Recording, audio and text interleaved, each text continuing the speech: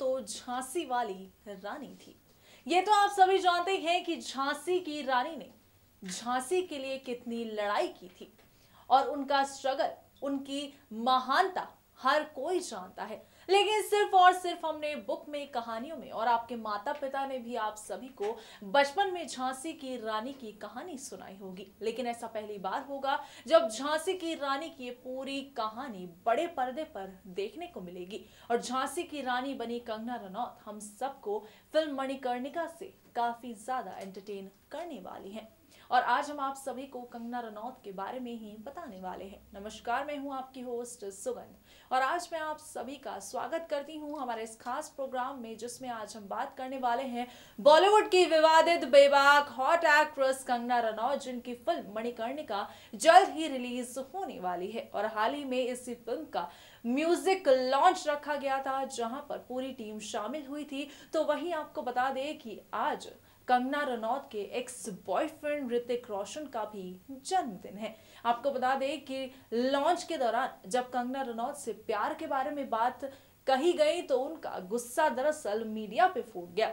आज ऋतिक रोशन का जन्मदिन है और आज ही कंगना रनौत का गुस्सा भी फूट गया मीडिया के ऊपर प्यार को लेकर। और आज हम आप सभी को यही बताने वाले हैं कि आखिरकार कंगना रनौत मीडिया पर क्यों गुस्सा करती हुई नजर आई हैं। तो फिर बिना देरी किए देखिए हमारी एक खास रिपोर्ट। बॉलीवुड के सबसे बेहतरीन एक्टर और डांसर ऋतिक रोशन आज पूरे 45 इयर्स के हो गए हैं। आपको बता दें कि ऋतिक रोशन जितना अपने बेहतरीन एक्टिंग, डांसिंग के लिए जाने जाते हैं, उतना ही एक विवाद है जिसको लेकर वो काफी ज्यादा चर्चा में बने रहते हैं। और वो विवाद कुछ और नहीं बल्कि बॉलीवुड की सबसे विवादित क्वीन, बेबाक क्वीन कंगना रनौत के साथ अफेयर। जी हाँ, ऋतिक रोशन और कंगना रनौत का अफेयर चल रहा था, ये तो आप सभी जानते हैं। लेकिन कहते हैं कभी कभी प्यार को मंजिल नहीं मिल पाती और प्यार कब नफरत में बदल जाए इसका भी कोई अंदाजा नहीं लगाया जा सकता। और ऐसा ही कुछ हुआ कंगना रनौत और ऋतिक रोशन के साथ, जहां एक दूसरे के साथ ये दोनों टाइम स्पेंड करते थे और आज एक वक्त है कि ये दोनों एक दूसरे की शक्ल तक देखना पसंद नहीं करते। वहीं आपको बता दें कि ऋतिक रोशन के जन्मदिन के इस खास मौके पर कंगना रनौत गुस्से से लाल होती हुई नजर आई है।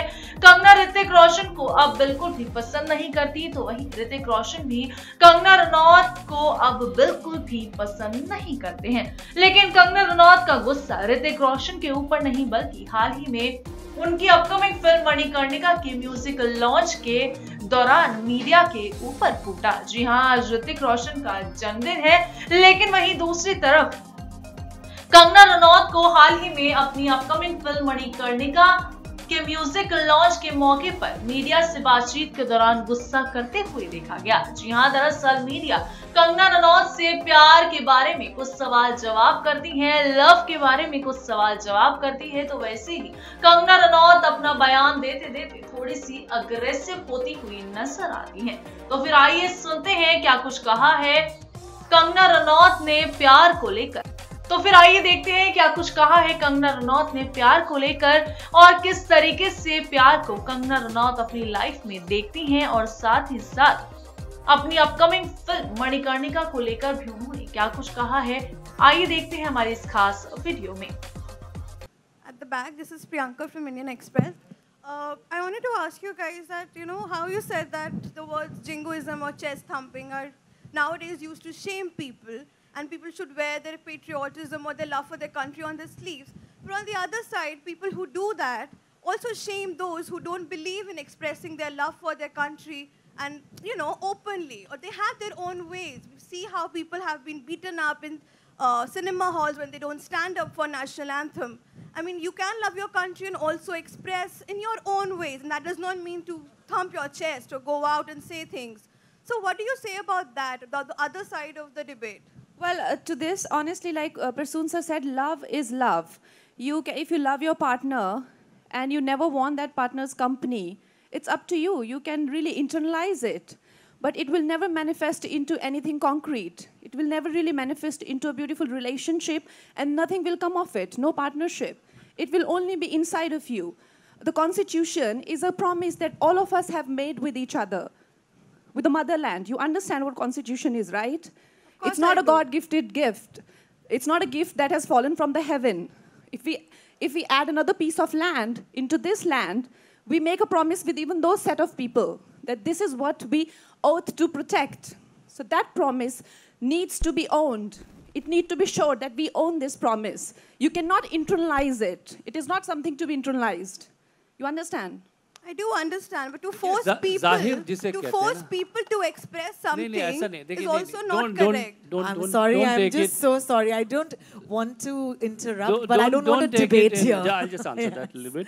Yes. Don't take it in another direction. See, क्या है कि आपने कहा ना कि my own way, but कुछ चाहिए तो सही साहब। आप ये कहें कि मैं एक कमरे में बंद हूँ कहीं और बिल्कुल मैं सोचता हूँ मेरे को जब कोई मिलेगा आकर के मैं बता दूंगा, नहीं। देखिए अगर किसी से प्यार है तो थोड़ा कहना, थोड़ा जताना, in your own way, of course in your own way, but जताना तो चाहिए। वो ज़रूरी है। वो आंखों से छलकता है, वो आपके जेस्चर्स में दिखता है, वो आपके हग्स में पता लगता है, वो आपके टच में पता लगता है। आपके पता भी नहीं लगेगा और जब मुझसे पूछा जाएगा तो मैं बहुत कन्वीनियंटली, देखिए सुविधा मत बनाइए इसको, देश प्रेम को सुविधा मत बनाइए। As far as you are cognizant of it, as far you are honest about it, don't make it convenient. If you are hiding behind convenience, then I have a problem with it. Okay, so hello, yeah, I think Our next question. Hello Kangana, yes. Hi. We are taking the last question. So Kangana, Yes. Congratulation first of all trailer Thank के लिए, you. Music के लिए। बहुत ही अच्छा music है, बहुत ही अच्छे trailer है। आपके साथ पहले चीट इंडिया आ रही थी और उसके करीब ठाकरे भी आ रही थी। तो चीट इंडिया अब ठाकरे से बातचीत के बाद 18 ऑफ जैन को आ रही है। तो आपको कितना प्रेशर है ठाकरे के साथ, आप मूवी आ रही है और किसी तरह का आपको कोई प्रपोजल आया था फिल्म के लिए, मतलब डेट डिले की जाए या कुछ ऐसी बातचीत की जाए? नहीं, ऐसा कुछ हमें किसी ने नहीं कहा, ना ही किसी ने हमें कहा कि आप डेट डिले कीजिए, और ना ही किसी तरह का प्रेशर पड़ा है हम पे। इनफैक्ट हमें किसी ने अप्रोच भी नहीं किया। So we are very happy that we have a sort of a big window for, there are vacations and it's a big sort of a kind of a festive release. So I think 2 films can easily come. So far nobody has pressurized. It will be completely wrong to say that we've been approached or pressurized into doing something we don't want to do. Okay, thank you everyone. शरी जी, release की बात करते हैं तो कितने languages में है और कितनी बिग रिलीज होगी ये फिल्म? ग्रैंड फिल्म है जी हाँ, तो हम लोग है ना इन एक्सेस ऑफ 3000 स्क्रीन्स होंगी ये, और हिंदी, तमिल, तेलुगु में तो आ ही रही है। तो it's going to be the largest release of that weekend and largest release, one of the largest release of female led film तो डेफिनेटली है। तो we are all very excited and please enjoy the movie and thank you for braving the cold. It doesn't feel like we are in Bombay. Wish you all the best. Thank you. Yes, please. Yes, please, go ahead, carry on. I mean, how lenient were you in giving cuts?